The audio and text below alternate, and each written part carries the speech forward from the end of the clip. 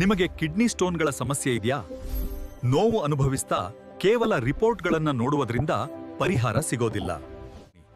ಏಕೆಂದ್ರೆ ದೇಹದೊಳಗಿನ ಅಸಮತೋಲನವೇ ಕಿಡ್ನಿ ಸ್ಟೋನ್ಗಳು ಉಂಟಾಗಲು ಮೂಲ ಕಾರಣವಾಗಿರುತ್ತದೆ. ಆಯುರ್ವೇದದ ಪ್ರಕಾರ ಕಿಡ್ನಿ ಸ್ಟೋನ್ಗಳು ಮುಖ್ಯವಾಗಿ 2 ರೀತಿಯ ಅಸಮತೋಲನಗಳಿಂದ ರೂಪುಗೊಳ್ಳುತ್ತವೆ. ಮೊದಲನೇ ಕಾರಣವೇ ದೇಹದಲ್ಲಿ ಕೋಲ್ಡ್ ಅಥವಾ ಕಫದೋಷ ಹೆಚ್ಚಾದಾಗ.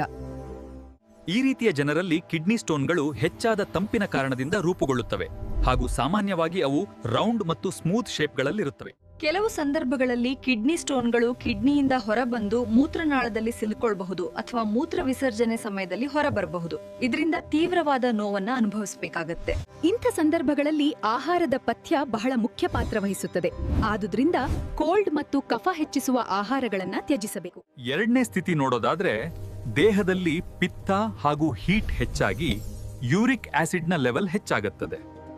ಈ ಸಂದರ್ಭದಲ್ಲಿ ಕಿಡ್ನಿ ಸ್ಟೋನ್ಗಳು ಹೆಚ್ಚು ಉಷ್ಣತೆಯ ಕಾರಣದಿಂದ ರೂಪುಗೊಳ್ಳುತ್ತವೆ. ಅವುಗಳು ಇರೆಗ್ಯುಲರ್ ಶೇಪ್ ಮತ್ತು ಶಾರ್ಪ್ ಎಡ್ಜ್ಗಳನ್ನು ಹೊಂದಿರೋದ್ರಿಂದ ನೋವು ಮತ್ತು ಇರಿಟೇಷನ್ ಹೆಚ್ಚಾಗ್ತದೆ. ಹಾಗಾದ್ರೆ ನೆನಪಿಟ್ಕೊಳ್ಳಿ, ಮೂಲ ಕಾರಣವನ್ನ ಹುಡುಕದೆ ಕೇವಲ ರಿಪೋರ್ಟ್ಗಳು ಹಾಗೂ ಸಿಂಪ್ಟಮ್ಗಳನ್ನ ಚಿಕಿತ್ಸೆ ಮಾಡೋದ್ರಿಂದ ಪರಿಹಾರ ಸಿಗುವುದಿಲ್ಲ.